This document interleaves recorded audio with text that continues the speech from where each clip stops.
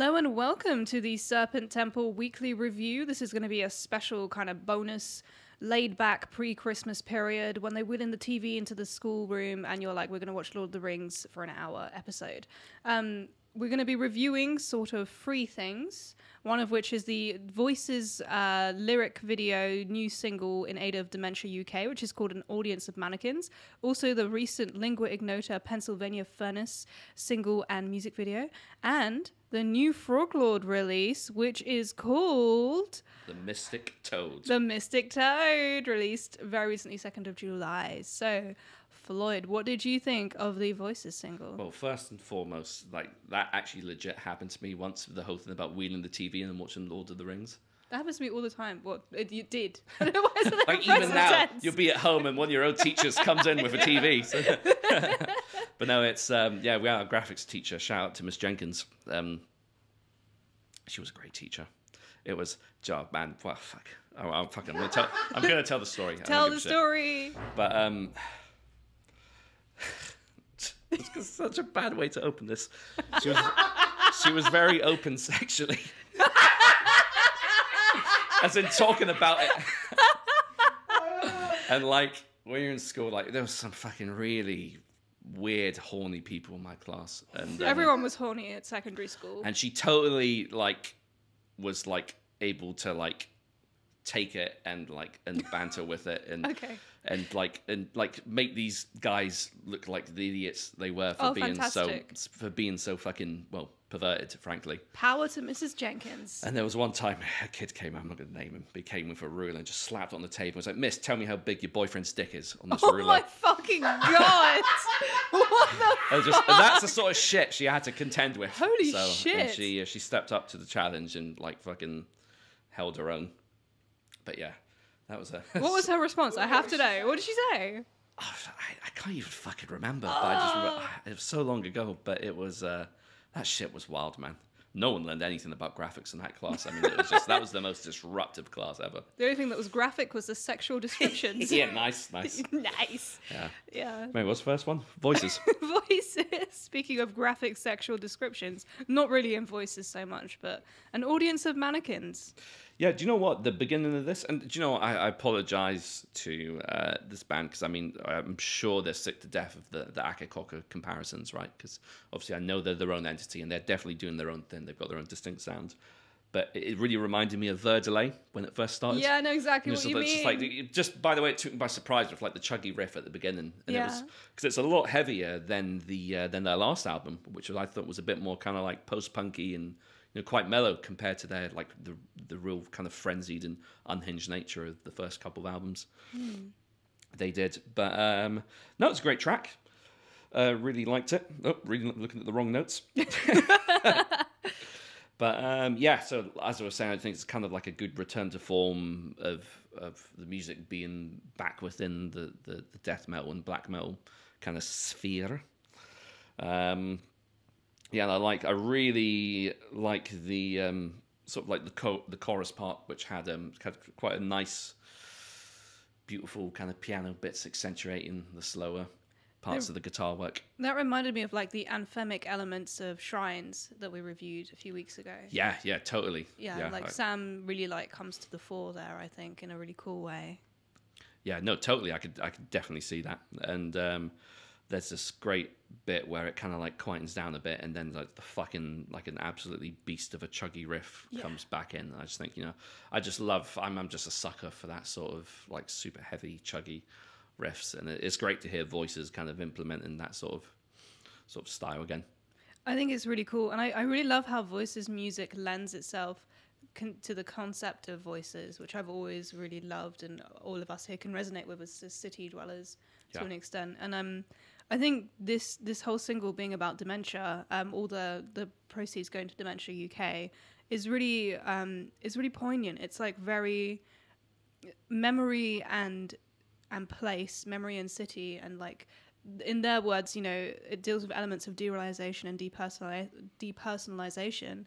It's so well embodied by like the disconnect of the city, of how like it's constantly changing, and how that can make you feel like you stand on a street that you grew up in and it's changed it changes every day, it changes every week. There's a building here and then there's not a building over there.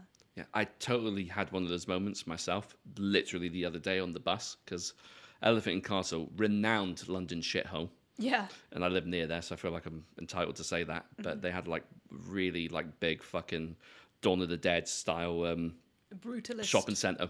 Yeah. Which was just like just a desolate landscape. But we used to go to play bowling sometimes. And there was a cafe in there called Jenny's Cafe, which had the best fucking milkshakes ever. And you know me, I'm a bit of a milkshake connoisseur. You like your milk. But it's that reminds me of another story. Should I tell it? It's no, fuck it. I'll tell that one off camera. It's nothing too bad. It's just super, super personal and weird. Fair enough. But I can't wait to tell it.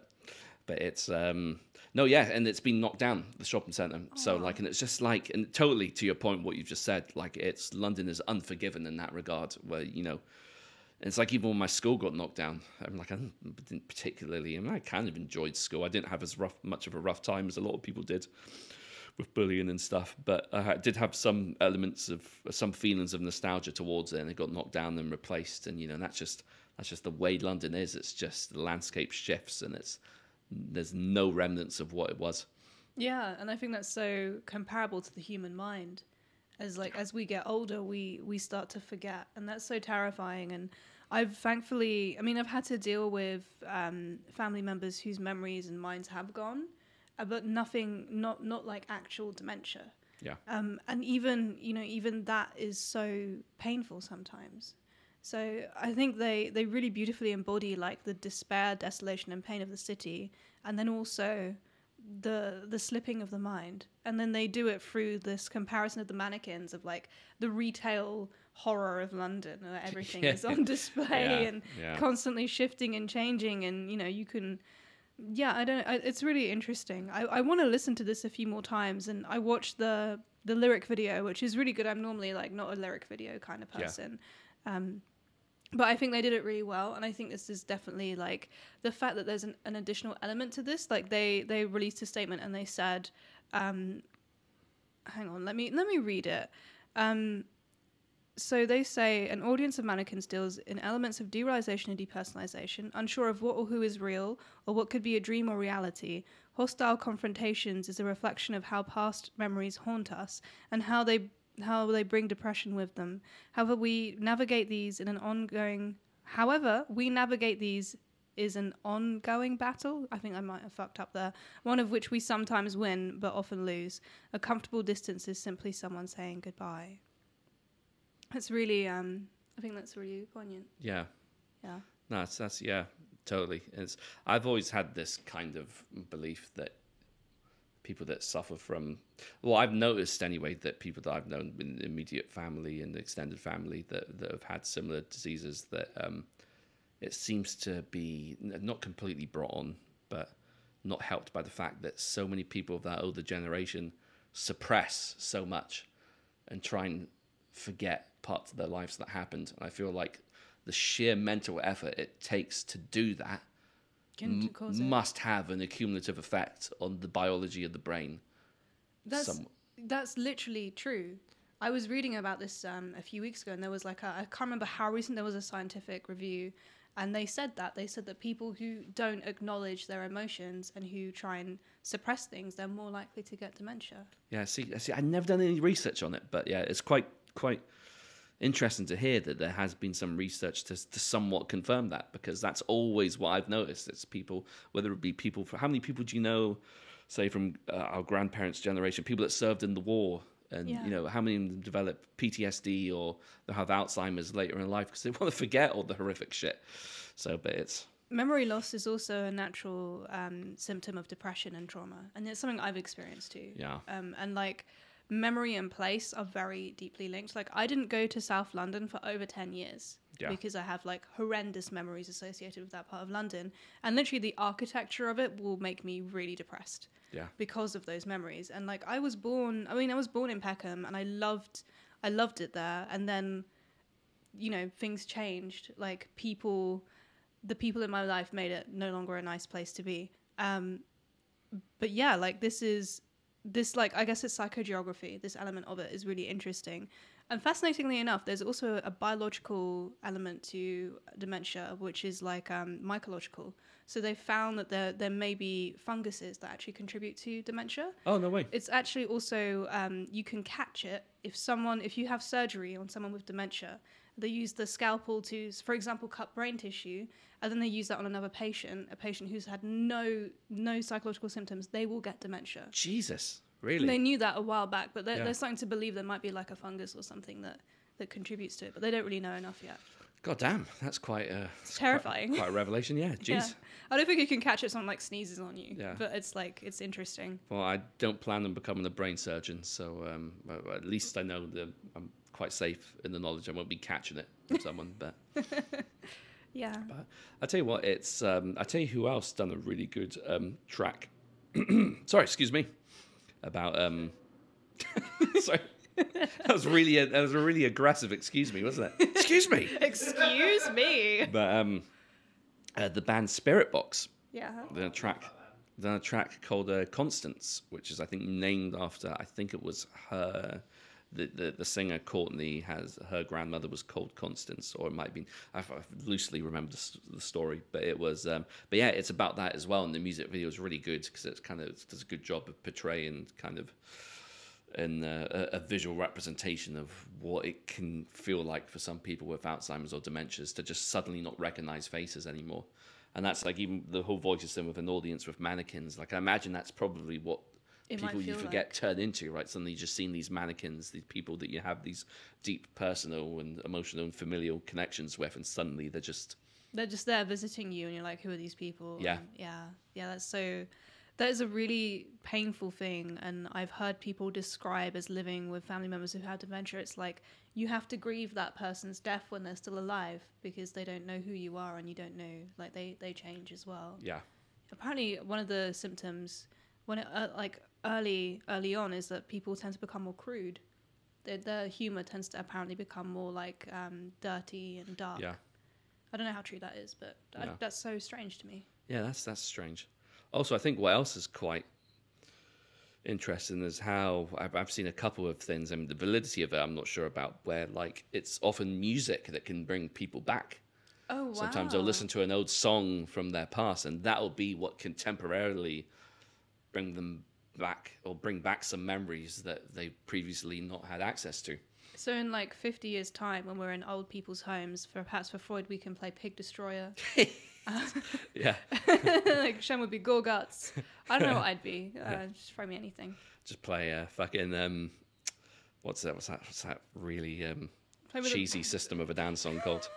All of them. Of Steal This Album. Yeah, it's all of them. Or just play me the dirtiest Akakoka song. What's the pizza pie one again? Pizza pie, terracotta pizza pie. Yeah, it's like one of my least favourite I can't remember what it's songs. called. I love all the System songs. They're all beautiful to me. They're like children. Couldn't pick one. Shame they're not playing Hellfest, but hey, every other band is playing Hellfest. Oh man, so. that's like the most brutal cancellations. No, they cancelled. They cancelled. They do still have one or two more bands to add to the lineup. So I mean, hopefully, System of a Down won't have like fallen out with each other again by then, and maybe they'll come back. I need to see them live, like so badly. It's apparently they're hit or miss. I've heard they're not good live. I think they're a bit like Electric Wizard. But to be honest, like I've seen Wizard like 6 or 7 times, and I've liked them every time. So it's hopefully going to be the same with System of a Down. Yeah, it's I think it's probably because I mean there's still a lot of tension in the band, right? I know the drummer has a bit of heat with. I mean, he's a Trump guy. Yeah. Darmayan's a Trump guy, and then Malakian is like crazy, and then Serge is like, can you not? Yeah. I think a lot of the time. I think Serge is like the most serious one. And I think he doesn't have a good time writing with Malakian. Yeah. Which I could, like, Malakian comes across as like a very excitable Jack Russell. Yeah. But in like potentially, I don't know how that would come across in a writing room. Who knows? That's well, the interesting thing was I listened to Hypnotized Mesmerized for the first time, like not too long ago. I'd never listened to the albums all the way through. That's so good. And like, it's interesting because he does a lot more vocals. Yeah. On that album. He's got crazy, screechy, insane vocals. Yeah. And I think that might have created a bit of tension between, because obviously Serge's, because I mean, the previous 3 albums is primarily Serge, right? Yeah. But yeah, fuck, I don't know. I actually prefer Serge's vocals on System of a Down but I prefer, like, I actually don't like his solo stuff as much vocally. Yeah. He tends to do like all the instrumentation himself, which is really cool. He's so talented. Like for the first solo album he did, he recorded the drums, the bass, the guitar, the vocals. He did all of it himself, like at home. But like I preferred like Scars on Broadway and Malakian's solo project way more. Yeah, never listened to them either. I have to jump onto them at some point. I don't know if I'd like them now, but I really love them. I saw them live and I saw Serge live. And I think one of the first metal gigs I ever went to was like Serge Tankian. Oh, that's cool. I don't know if it's cool, but I loved it. It was great. It was at the Astoria. Yeah. Oh, God, the Astoria. Rest in peace. What a venue. Yeah. I love the Astoria. My mum came with me. Oh, did she? Yeah, she did. Did she like it? No. She hated it. She came... like when she was telling you to turn down Boat Thrower the other day. So I just turn that down a little bit. She came with me to see Scars on Broadway at the Underworld. And she was like, the Underworld. She was standing in the corner of the Underworld while Scars on Broadway were playing. And she was like, he's shouting very loudly. And then she came to see 9 Inch Nails with Jane's Addiction when I was 16. That was the last gig she came with me. Cool. And she left during Jane's Addiction because they had loads of strippers everywhere, and it's not really her thing. Yeah. That's fair enough. Anyway, Voices. Sorry, Voices. Nah, but it's a great single. I think this is quite a good sign of things to come because I've enjoyed all their releases, including this single, and it's a good cause as well. And I think it's I'm always what's what I'm looking for. I always think it's cool when artists support charities, and are passionate about causes that may be close to their hearts, Yeah. Like even like with Frog Lord with the Save the Frogs charity. Oh my goodness, yeah. It's like it's so humanizing. Yeah. You can kind of feel the vulnerability of the artist when they do something like that, and I really appreciate that. And I love that people use art to like better the world around them. That's really nice. Yeah. Very well put. Thank you. Should we move on to the next single? Yes, let's look at Lingua Ignota's Pennsylvania Furnace. What did you think of this? Yeah, so this is, I believe, a single taken from an impending album called Sinner Get Ready. And I think this is because what I really like about Lingua Ignota is she is very good at writing, straddling that line between creating beautiful music and extremely haunting and scary music. And I feel like, and sometimes that line is blurred and it feels like she's always on the verge of just completely losing it.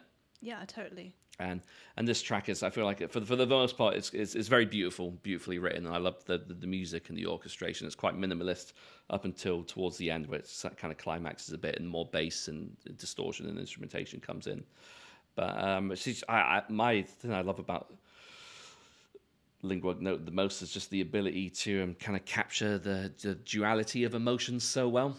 Because there's emotions aren't one dimensional. There's beautiful and there's light and shade in every single emotion, and I feel like she does a really good job of capturing that. In the music and for her voice as well. 100%. I totally agree. She is like a master of the voice, of like the colors of emotion and how she expresses incredibly complex ideas and feelings. Feelings really. She has this way of. I mean, her basis was like she was taught a lot of like church music growing up. Yeah. And you can really feel that element in her music of like the sacred and profane, I guess. I feel like she's taken that like religious knowledge of like how music builds up and crescendos and how you express like love, but then she's taken that and she's shown the flip side of like the fucked up elements of abuse of power. Which is definitely present in that kind of setting, but also it's a holy setting, and she kind of takes that to like the relationship of like something that should be holy, I guess. I mean, depending on who you are, but something that should be revered in a way is a sacred space, depending on how you conduct yourself in a relationship. Hopefully, you consider it a sacred space, and then showing how that's been abused, and not necessarily always in a physical way, of course, but like. You can totally feel how it's all been disassembled, even if you don't see how, but you can feel it. You can feel her about to like launch into, even if she doesn't launch into it, which she doesn't in this song, which I find really interesting, she doesn't do the thing where she just completely goes off with her voice and she starts screaming and like going really elaborately into her higher register. It's like a very hymn-like kind of thing. Yeah, I caught that as well. It did have that sort of quality to it. And just it's just like you said, it's just kind of so colorful. Like when you listen to the music, it's so good at conjuring up a kind of like a visual idea of what the song is in your mind, if that makes sense. Yeah, totally. And the video is so beautiful as well. See, I didn't know there was a video for it, so I didn't check out the video. Oh, it's okay. I mean, it's gorgeous. It's like American countryside.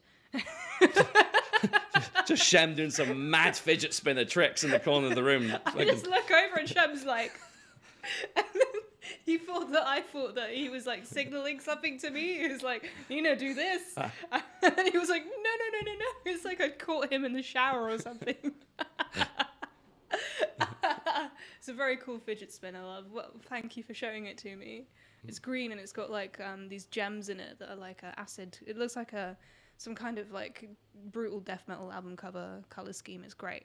But anyway, Lingua Ignota, the video is beautiful. It's like kind of American Gothic style countryside shots and her and this beautiful couture style, not like high fashion couture, like alternative couture, like Nuit Atelier clothing for those who care. I'm not sure if that's what she's wearing, but it's like very Church of Sanctus Atelier clothing style, like really cool sharp corners, beautifully cut, like you can tell it's been properly made. It's not like some other brand that I won't name, but yeah, it's beautiful. And there's like this pink smoke billowing around her, so you've got this like American Gothic setting, like country. You can just totally feel there's like a church around the corner, and then she's there in this dress looking at you, being Kirsten Hayter with her like intense stare and her beautiful voice, and the smoke billowing around her. I don't know if it's like the smoke of femininity, the ungraspable strangeness of the female form that most people find terrifying and intimidating, ironically. So that's kind of the video, I guess. The color grading is beautiful. Yeah.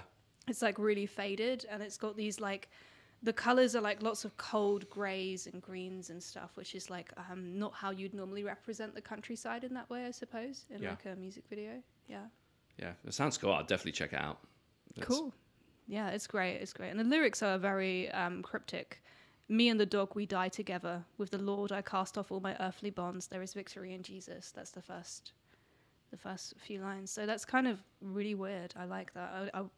I wonder what that's about. If she's just like doing the Nurgle thing of dog equals God or whatever it is, or if she's just like talking about how a lot of abusive guys will often go for the dog to like control women or control their partner. Oh, is that a thing? That's a thing. Yeah, they'll hurt animals. It's like very common. Christ.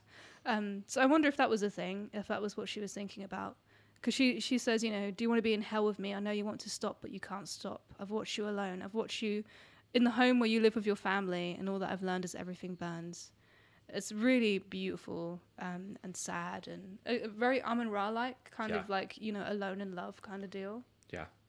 Did you know? And I think the thing is, like, it's obvious that all the music composed is very individualistic. Like it's about her and her experiences, and there's no effort made to try and necessarily portray it or smooth it over in a way to make it palatable for anyone else. Yeah, definitely. It's like, this is shit I've went through, and this is things that I deal with, and this is what I want to release, and you fucking take it or leave it, frankly.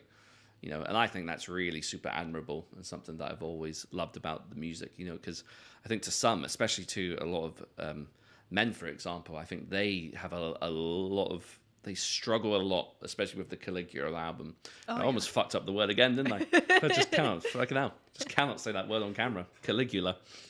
But like that is, I feel like there's whereas I think a lot of people who've had similar experiences it will resonate with them. But for those that haven't, I think it's almost impenetrable for a lot of people, because they're just like, oh, this is way too real for me. And in a way, that's why I feel like music needs to be more like, because I think, I just had enough of safe music. I think music is about conveying ideas. I think I can't remember who it was. Probably de Botton who said that he described art as advertising for the most important ideas in the world, and I feel like music is a way of presenting experiences and ideas and emotions and scenarios. And I mean, a lot of mine is about high fantasy, and a lot of mine is like very veiled. But Lingua Ignota is doing, everything is important, apart from if you're talking about fucking babies, that's just pathetic. But like, this is, I think, really terrifying for a lot of men, the ideas of her music, because I feel like a lot of men are terrified of being accused of being abusive. Yeah. They're like, I don't know, I don't want to speak for men, but this is something I definitely, I read that in discomfort when I see people react to her music. Is it's a very uncomfortable thing for a lot of people to deal with. Is the capacity of humans to commit violence, and how often that violence is committed against people weaker than themselves. Yeah, no, but very, very well put. And I think you just see it on a larger scale as well, with just how people will ignore what happens in other parts of the country, whether it be the Middle East and stuff. It's out of sight, out of mind. Like if it's not doesn't directly affect you, it's just far easier to not even try and understand or educate yourself about what something is about or could be going on, because if you don't think it's going to directly affect your life, then they're not going to bother to educate themselves. Exactly. And there's like there's a animal behavior trait that humans exhibit. Robert Sapolsky goes into this in like his awesome research on monkeys, where in a lot of monkey troops, if for example a higher up male wails on, like he gets annoyed and he hits another male in the troop that's like below him, that like beta male will take that out on another male that's lower than him, and it will go down the chain of the hierarchy in the group until it gets to the lowest guy in the group. And they're just like, oh fuck, I'm on the receiving end of the punches again. So just like this is trickle down violence that I think women are usually on the receiving end of the bottom. Yeah. And was that the same person that done the because I remember you telling me once about where they removed all the aggressive male monkeys. That's the same troop. Yeah. Yeah, and then all the monkeys were like, we're cool now. No monkey diseases, no monkey fights. Even the males started like exhibiting typically female behavior of like grooming each other, which is something males would be too aggressive to do. Yeah. So like, hereditarily, the monkeys started to be way more chill. Yeah. Yeah. That's so cool. Yeah, I don't know if you saw that statistic recently, because the Euros are happening in the Europe right now, where after a football match in this country, if England win, domestic violence goes up 29%, and if they lose, it goes up 36 or 38%. I mean, the football hooligans in England have just been embarrassing the nation for the longest time. I mean, there's a reason why we're hated in Europe. I mean, did you hear what happened in the last match? What happened? Some fan was, while a penalty was being taken, a fan was trying to shone a laser in Kasper Schmeichel's eyes, the Danish goalkeeper's eyes, and it was just like, I mean, just why would you celebrate winning something if you've cheated? Like, why would you feel good about that? But it's a weird. It's always something that's so alien to me, because I've never been a football fan. Like you were saying, I enjoy playing it, but it's that fact doesn't surprise me at all. Like they seem like the sort of fragile men that would. I mean, I know plenty of football fans who are lovely people and who aren't hooligans, and I think those hooligans give them a bad name. Yeah. And it's definitely something that needs to be addressed. There's still so much racism in football. Yeah. I mean, like there are I think there are 3 non-immigrants on the England team. Yeah. And that's it. And like, yet still, like I used to have to get the train through Arsenal to get home after work. And pretty much every time there'd be a football game, I'd just get racial abuse on the train. Like the last time people called me, I don't know if I should say it on YouTube, but they called me the P word. Yeah. If you don't know what the P word is, Google Pakistan and guess. Yeah. But yeah, like they were just yelling it at me for like 20 minutes on the train. It's not great. No. It's not great. And like I would probably enjoy football a lot more if people weren't like that. I used to be on the football team. I went to the national finals when I was in secondary school because I loved playing football. I was like a sick, super aggressive defender. Yeah. Nice. I guess. But yeah, it was, I mean, it could be a lot better. It could be a lot better. It's nice that people are enjoying themselves, but it could probably do a bit better, really. maybe don't hit people. See all the afterwards. rubbish left behind in Leicester Square afterwards as well. There was a lot of rubbish, was there? Fuck, there was a lot of rubbish. Jeez, you could barely see the floor for the amount of hell. discarded fucking... There was so much rubbish. And broken windows as well. So what happened was they were chucking it up at random windows and breaking it with like empty cans and shit. Wow. Yeah, just shit like that. But like you said, you know, it's obviously, we all know it's not all football fans, much in the same way that it's not all men. It's That not they're- all men. But it's, Hashtag, yeah.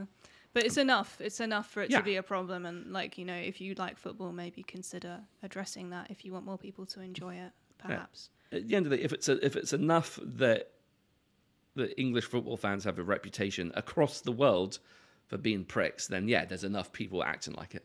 I mean, I feel like if it was any other sport, it would be way bigger a deal. Yeah. If like, I don't know, Formula One fans were like going around breaking windows every time Lewis Hamilton like won a race, I feel like we'd just ban it or something. I don't know. Yeah. But who knows? It's not my world. It's Never not has my been. world. I mean, I don't want to piss anyone off that I care about anyway. But like, yeah, it just fucking sucks. This is how it is from us from the outside looking in. So, yeah, go Project Football, not be shit times. Do you remember Go Gadget? That guy, what was Inspector he called? Gadget. Inspector. He was great. He had like a toothpaste one. Yeah, that's a great theme song as well. How did it go? Da-na-na-na-na, Inspector Gadget. That was so Da-na-na-na-na. Yeah. That was like the same era of what was the Pink Panther guy? I used to watch the intro thinking it was a cartoon, not realizing it was actually, I was like, oh, why is this like normal TV thing come on afterwards? I just watched the intro. Oh yeah, the Inspector Clouseau, yeah. It was Great. so good. Oh, I used to play it on the saxophone. It was like my favorite thing to play. I really loved Wacky Races. A lot of the I don't know. Hanna-Barbera. So, do you remember Catch the Pigeon with Dick Dastardly and Muttley? I love Muttley. So is Muttley and Dust in the races thing? Yeah, so Catch the Pigeon was the offshoot. So Wacky Races was the one where they had a lot of the Hanna-Barbera characters racing against. They were doing races. I used to and watch the racing because they'd be in the sky, right? Would That's they be in Catch the Pigeon. So Catch Oh, the Pigeon, the shit. premise of that was they had to make these wacky planes to try and catch this one pigeon. Why? I don't know, they just really hated this one pigeon for some reason. Wow. My know. mum hates a pigeon right now. It's great. She's got like a vendetta against a single pigeon. This is probably so That's boring for amazing. people, but it's like genuinely very funny. Anyway, God. they have to catch a pigeon. Captain Caveman. Who else was Captain Caveman, you had obviously Flintstones, Jetsons. Oh, were they in it? Was it like a crossover event? Oh, you're talking about in Wacky Races? Oh, Yeah. no, sorry, Wacky Races. Well, you had Penelope Pitstop, wasn't it? That was it. I don't You remember had any names. I was too young. You had the Anthill Mob. Anthill Mob, yes!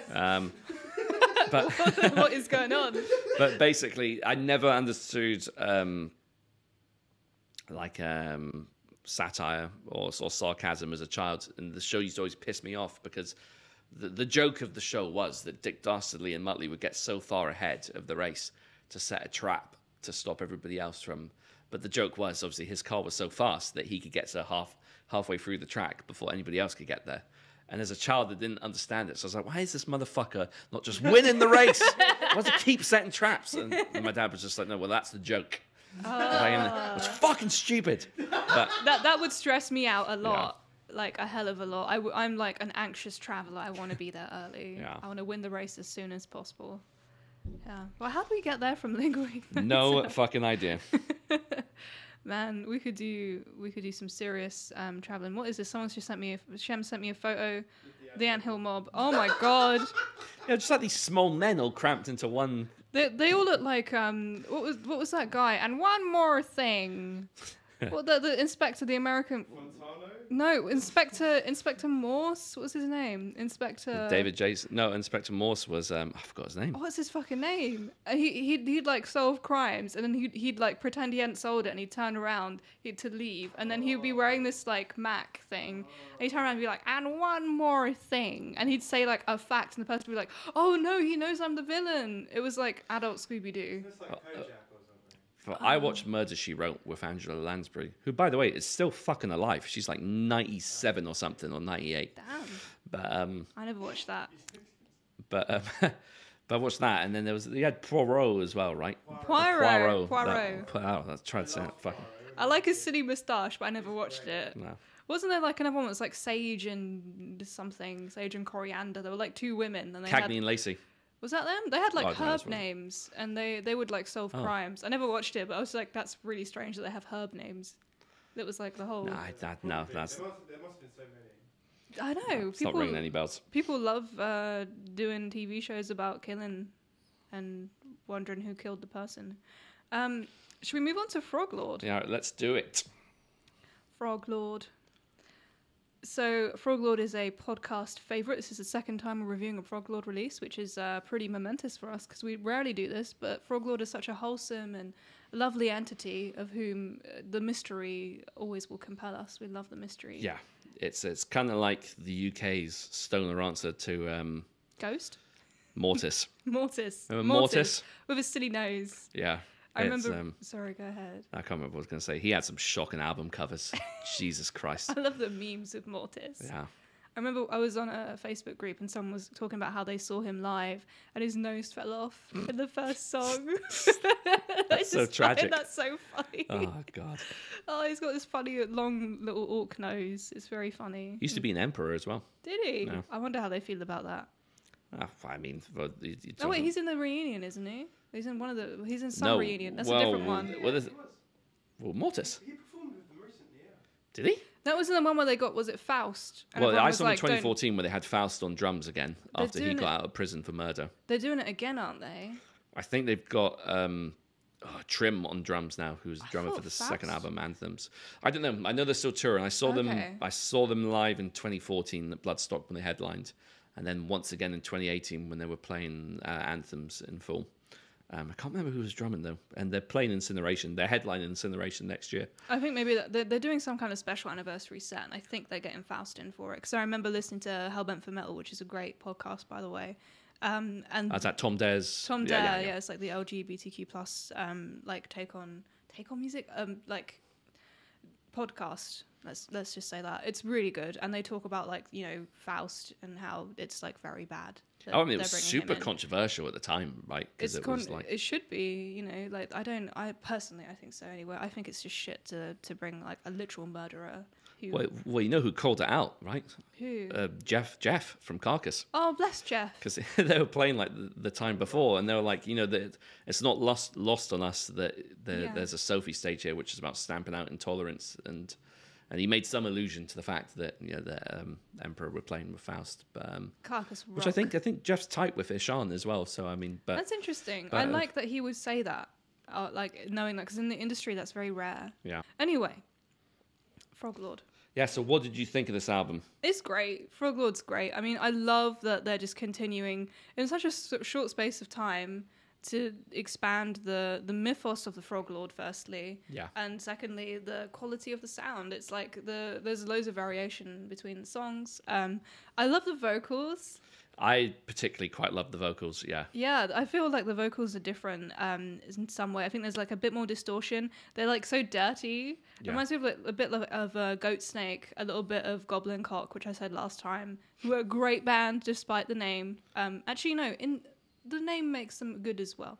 And then Dax Riggs. I don't know if you've ever heard of Dax Riggs. Dax Riggs from Acid Bath. Acid Bath. Yeah, But his side project stuff, well, his other project stuff with like Agents of Oblivion and stuff, Yeah. who I will 100% hopefully bring on the podcast at some point if you're up for it, because his vocals are beautiful, but are kind of these vocals remind me of like the heavier Dax Riggs style for sure.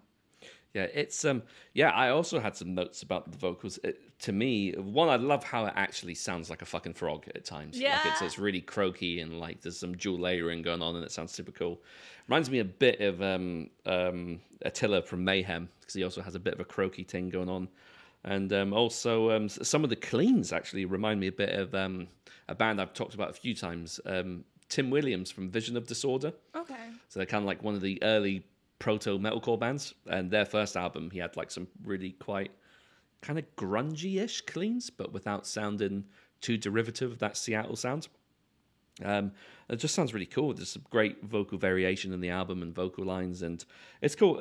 I think this is a concept album of sorts about an alien frog invasion. It's a concept. I think yeah. the frog defends the world from the aliens, but I did read the lyrics very quickly. Because so there's one called First Contact, and part of the lyrics are, "I am the frog defend my home from invaders above. I am the beast, the one you must fear, the one they all speak of. So I feel like maybe he's the... I mean, this world would be a much better place if it had a grand toad defender. It's, you know, it's really similar to Dune, because at the end he's like the Frog Lord, and he's like the king of the world, and like he's like, oh, take it or leave it. I'm the fucking king of the world. I'm the Frog Lord, and like if you wanna fuck with me, you better line up.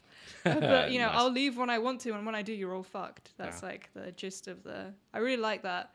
That like whole idea of sort of a big old worm guy. It's like a frog, and he's like, "Fuck you! If you don't like it, you can just whatever." I suppose Star Wars tried to do that a bit with Jabba the Hutt, right? Well, what the fuck was he meant to be? I've I've not like seen a the films. gangster person. Didn't they have to like what? They have to get stuff from him. I'm not a Star Wars fan. Well, he made Crime like he made Edge he made lord. Princess Leia a slave, right? Yeah. And then there's like the Sarlacc pit, and like a nice objectification. Classic. But one thing I'll say about this album, which is really cool and I think really well done, is I love the way each track has its own distinct flavor and style. There's actually a lot, like the first track, to me, there's definitely shades of good old Lecky Wiz. That's Electric Wizard. I really love that. I got that too. And, you know, there's one track which just really reminded me of, I've got it written down here. Yeah, Green Inferno, which totally just sounds like Celtic Frost to me. Like it's a really good song. Really like lysergic, like really stonerish Celtic Frost, and it was just there's so many great elements and loopholes as well, and loopholes are just things that throw you for a loop. Like the next track, the Mystic Toad, starts with like a really bluesy bass line. It's just a total change up from the previous track, and just so much variation in the album and so many cool things going on and some damn good riffs as well. Like it's super groovy and catchy and just easy to kind of like bob along to. It's like I think it like really lends itself to the conceptual aspect of the album of like each song is like kind of a part of the story, and it's like it's chronological, I think, as well. Yeah. So I feel like that's kind of a curated effort perhaps to an extent, or I don't know if it just happened organically, but I really love that. I like that each one is different, and it made listening to it like, because sometimes I get a bit I start to tune out with albums that are like really similar.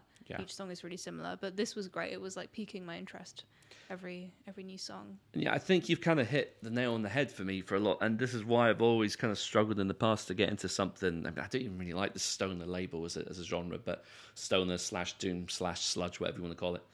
Whereas it can be super, super repetitive to me. And I'm not a big fan of traditional kind of doomy vocals. Mm-hmm. Like I find a lot of it could be quite lackadaisical and just a bit lazy sometimes. Lazy, exactly. Yeah. Like lazy was exactly what I was thinking. And, you know, that's why this album also, you know, I think impresses me, because it's taken, he's obviously put some thought into the different vocal styles utilized on the album and how the vocal lines are implemented and stuff. And it's just, I think more stoner and doom should have some harsh vocals. Like I'm not all the time, obviously. That's why I like the band. So I like the band, and I've said now that I'm pressurized, I can't remember the fucking band.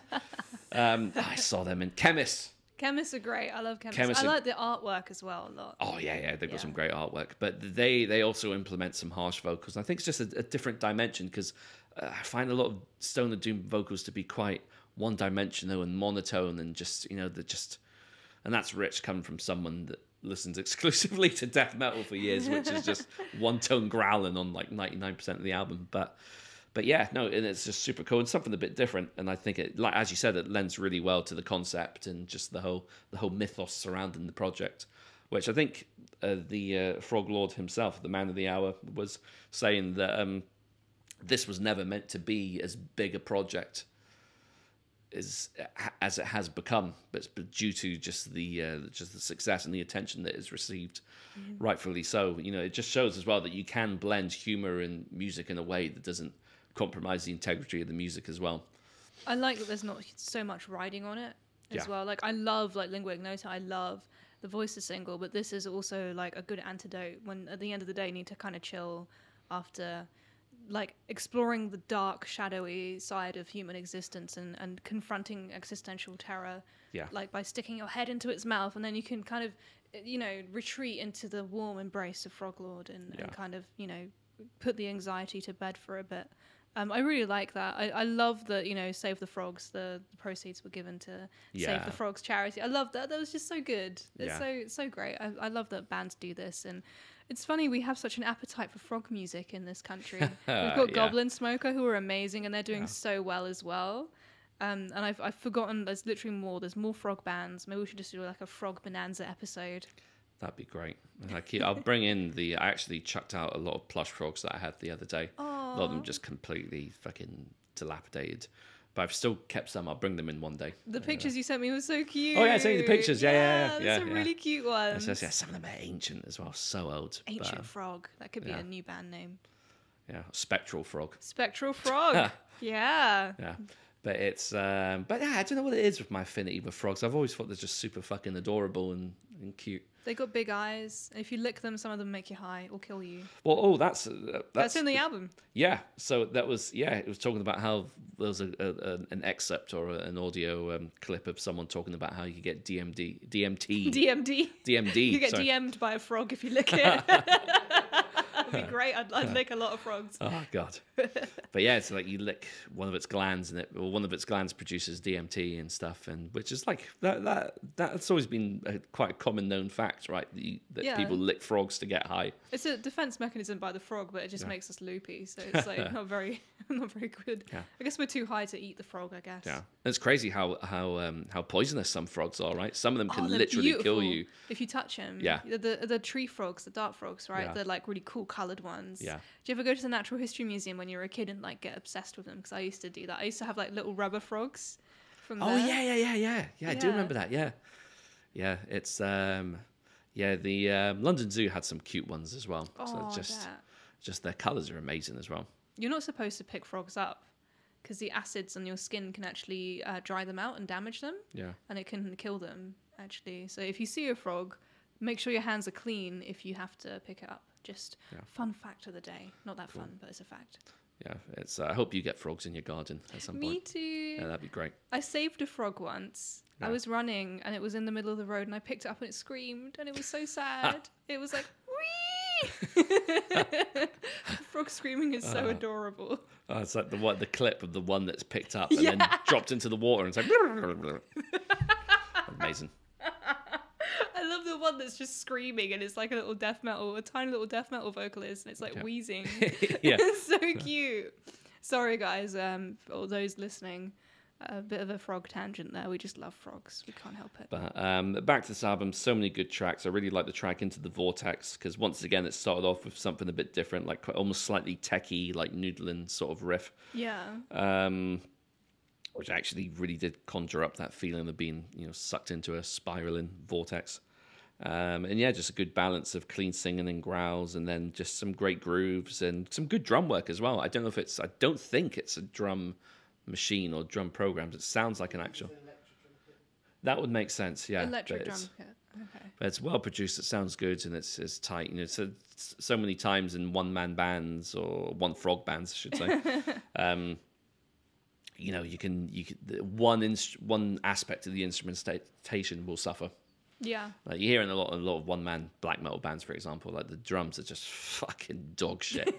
Like Jesus, like fucking typewriter, double bass, and just fucking just. But this sounds good. Like it sounds organic. It's well produced, and it's obvious that there's a lot of care put into this project, and it's not the silly side project it may have started off with. It's still an element of humor and silliness to it, but at the same time, it's got, no pun intended, legs, frog legs, which I've never eaten and I will refuse to eat till the end of my days. I could never eat a frog. They're too cute. Yeah. No. Oh, they're beautiful. I know some frogs can explode. Like, I think if they get too dry, they swell and they explode. And it's so sad. Yeah. Yeah. Yeah, oh God, I'm getting teary thinking of frogs exploding. It's definitely not normal. But yeah, like when you said that, it was just like some frogs can explode. I'm just thinking, well, everything can explode. Surely, if you try hard enough. But okay, naturally, okay. Natural explosions. There was like some dumb like medical TV series. I don't remember which, ER or something. And like there was a episode where a guy was like, I'm gonna catch fire, and then he fucking catches fire. But everyone's like, oh, we don't believe you, you're just crazy, and he just like catches fire. And it was like a really serious normal TV show. Yeah, I think it like, and I was like, wait, is this fantasy? Like, is this like a Stargate style like ER show?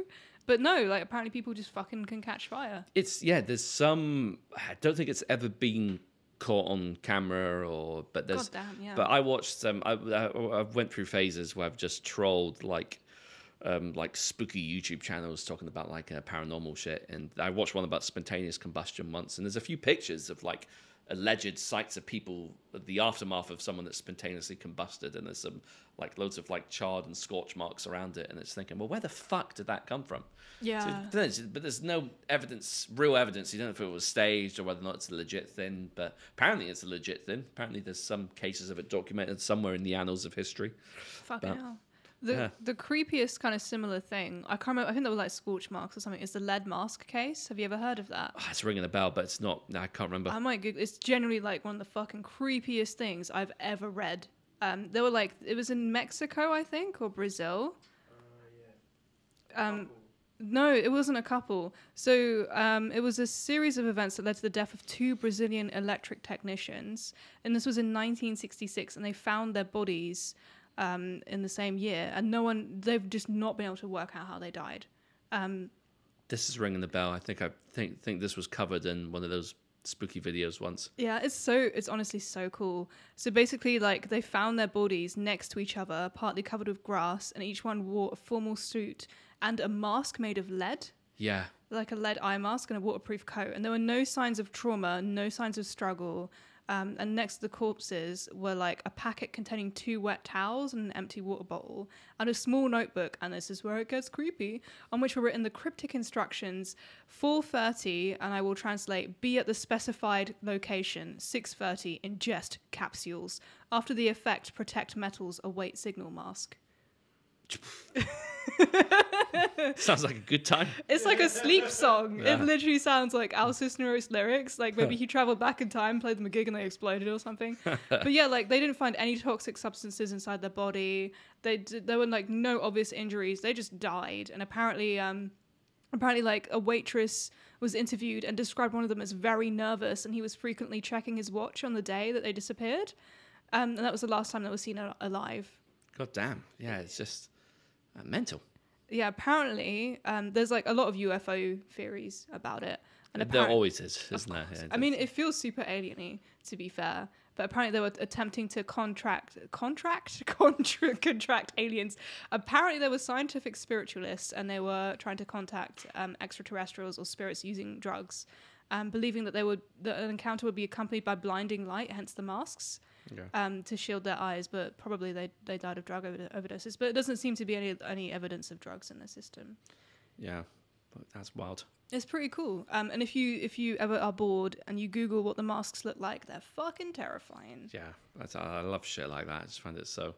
Where's that museum again that's got loads of weird, odd shit into it? The Hunterian. Yeah. Oh god, yeah. I think they'll be opening in like 2 years because they had to close to refurbish. But the Hunterian is sick. Yeah.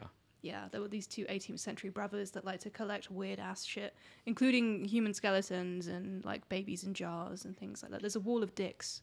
It's a wall of disembodied dicks. Disemboweled, castrated, disemphallist. Yeah. Disemphallist. That sounds like a dumb death metal band. We are disemphallist. Oistic metal. Anyway. So we're disemphallist, and this song's about conflicts in the Middle East. All proceeds donated to charity. That was a bit of shade thrown at Dying Fetus, who I love, by the way. But like, you gotta love a band that started off as a gore band and then decided to be serious about politics halfway through their career. God bless. But do you think? I was thinking. Do you think in the future, when we are long wiped off from the earth, and all the information on the internet is still accessible via some cloud network, some future race will come to the planet and find a Frog Lord music video, and think, what the fuck?